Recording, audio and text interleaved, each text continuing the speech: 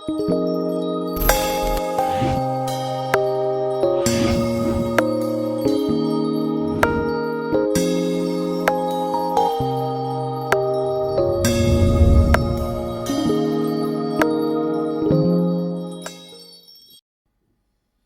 chrétiens du monde entier, je vous salue dans le nom de notre précieux Seigneur Jésus-Christ. Je suis de retour avec un tout nouveau témoignage, tout édifiant que les précédents. Bien-aimés, c'est l'histoire d'un jeune chrétien, issu d'une famille, d'une grande famille. Au départ, le jeune chrétien est dans une famille. Voilà une grande famille, mais il a perdu son père, il vient de perdre son père. On va nommer le chrétien, il s'appelle Max. Max, c'est un nom d'emprunt, comme je le dis souvent. Donc, il est dans cette famille, il a perdu son père. Donc, pour eux, ils n'ont qu'une seule figure paternelle. C'est leur oncle. Et l'oncle en question, c'est l'oncle. Quand vous entendez l'oncle, c'est l'oncle qui est là quand il y a des problèmes. C'est l'oncle qui s'occupe vraiment. Donc, c'est l'oncle qui remplace le père. Comme j'ai dit, dans les problèmes où on a toujours besoin de l'avis d'un sage. Si le papa n'est pas là, il y a l'oncle. L'oncle jouait ce rôle-là. Et l'histoire se passe, bien évidemment, au Gabon. Et notre frère se trouve au niveau de Libreville. L'oncle est gendarme, un homme fort, un homme qui est en pleine forme, qui fait des exercices physiques et tout, qui a sa forme, vu qu'il est gendarme, c'est un sportif. Donc, bien aimé dans le Seigneur, un bonjour, c'est la grande sœur de notre frère Max qui appelle le frère Max et lui dit « Tonton est malade, et ce n'est pas petit, c'est grave. » Lui, il ne comprend pas mais comment? Et que voilà maintenant son beau-frère, donc le beau-frère de notre frère Max, va à l'hôpital avec l'oncle. Il vient récupérer l'oncle à la maison. L'oncle n'arrive même pas à marcher. L'oncle n'arrive même pas à marcher. Attention aux familles africaines.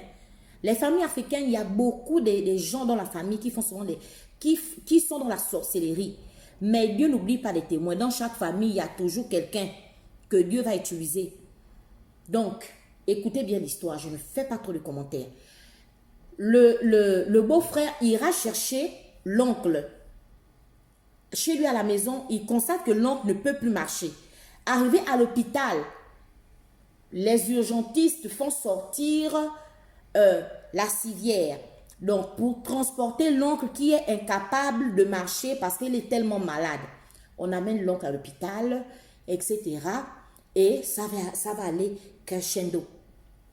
Il vient, il constate que oui, les médecins constatent que c'est un palu. Et ensuite, ça va aller crescendo, c'est le palu. Au palu s'ajoute la prostate. Oh, comment ça? À la prostate s'ajoutent les problèmes de foie. Mais comment ça? Au problème de foie, donc, s'ajoutent maintenant les problèmes d'anémie. Donc, le manque de sang. C'est pas possible. Quelqu'un qui ne fume pas, qui ne boit pas. Il priait à l'Alliance chrétienne. Il ne fume pas, il ne boit pas, il est sérieux. C'est un monsieur qui est sérieux et qui est sportif. Mais tout ça, ça vient d'où? On ne comprend pas. L'oncle est paralysé. C'est-à-dire que toutes ces maladies sur lui, c'est pas possible. Mais après, quand la famille a pris ce qui allait, donc aujourd'hui, on découvre une maladie. Le jour qui suit, une maladie survient. L'autre jour, donc c'était comme ça allait crescendo. Et là, automatiquement, l'oncle était à l'article de la mort. Et voici la famille, voyant que leur oncle était en train de dépérir. Donc déjà, il y a la mère de notre frère Max, qui est également une chrétienne, sa sœur qui est également une chrétienne.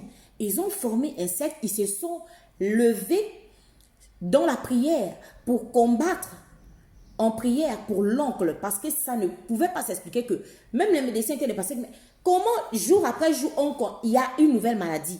Donc il y a comme une main sombre. Il y a comme une main invisible. Il y a comme quelque chose qui est là. Qu'est-ce qui se passe? Bien-aimés dans le Seigneur, ils se sont mis en prière. Ils ont commencé à intercéder. Ils ont commencé à intercéder.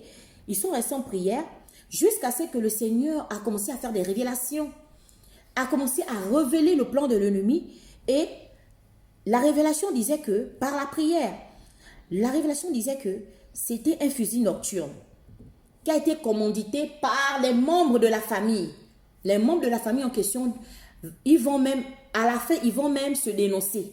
Ils vont même aller jusqu'à se dénoncer parce que vous voyez que quand Dieu commence à faire quelque chose, ce n'est pas moitié. Mais bien aimé dans le Seigneur, quand le Seigneur révèle le plan de l'ennemi, la prière devient facile. La prière devient facile. Donc, ils ont intercédé. Le frère Max a pris le téléphone. Il a prié. Quand il veut même parler avec son oncle au téléphone, mais il se rend compte que l'oncle a l'article de la mort. Donc, même pour parler, bien aimé dans le Seigneur, c'était compliqué. La bouche, il n'arrivait pas. Et quand ils ont prié, il a maudit les esprits, il a lié, etc. Et voilà que, par la grâce du Seigneur, l'oncle a commencé à s'asseoir et aussi, au bout de 2 jours ou 3 jours, je pense, si je ne me trompe pas, il s'est mis debout et voilà, il a commencé à travailler. Comme l'oncle reste à Bongoville, donc dans le Haut-Togoué, c'est là-bas où il travaille. Il a pris son véhicule, il est parti, il a démarré son véhicule, il est en forme, même les médecins, oh mais qu'est-ce qui s'est passé? En forme. Le revers de la médaille, bien aimé dans le Seigneur, n'allez jamais, si il y a une situation où la sorcellerie est mêlée là-dedans, toi, si tu n'es pas convaincu, ne va pas prier. Parce que quand tu vas prendre les ailes pour dire que non, le zèle, c'est-à-dire que je dois aller prier, je vais prier. Il faut savoir qu'il y a le revers de la médaille. Quand toi, tu as prié et que les esprits ont quitté la personne qui était envoûtée, sache-le, hein, ça va revenir vers toi-même qui a prié. C'est ce qui s'est passé. Donc, les démons qu'ils ont chassés, voilà, les esprits sont maintenant revenus à l'attaque, à la charge. Voilà pourquoi, avant de prier pour quelqu'un, sois-en sûr de là où tu es avec le Seigneur, sois-en sûr de ta relation avec Dieu. Comme ça, au moins, tu auras un poteau d'attache. Un poteau d'attache. Donc, notre frère Max ça a commencé par sa mère. Les attaques, les oreilles, ça ne va pas. Il fallait aller à l'hôpital. Les prières sur prières. Le Seigneur révèle. Les prières sur prières. Elle est délivrée. Il ne lâche pas. On attaque notre frère Max, qui est lui-même le principal. Ils sont venus l'attaquer fortement. Mais, comme la parole de Dieu dit dans 1 Jean 2, verset 14, que « Petits enfants, vous avez vaincu le malin à cause de la parole de Dieu. » Et il est sorti de là vainqueur. Il est sorti de là vainqueur. Donc, ils se sont attaqués fortement à lui. C'était dans le but de dire que pourquoi tu t'es interposé sur notre sacrifice.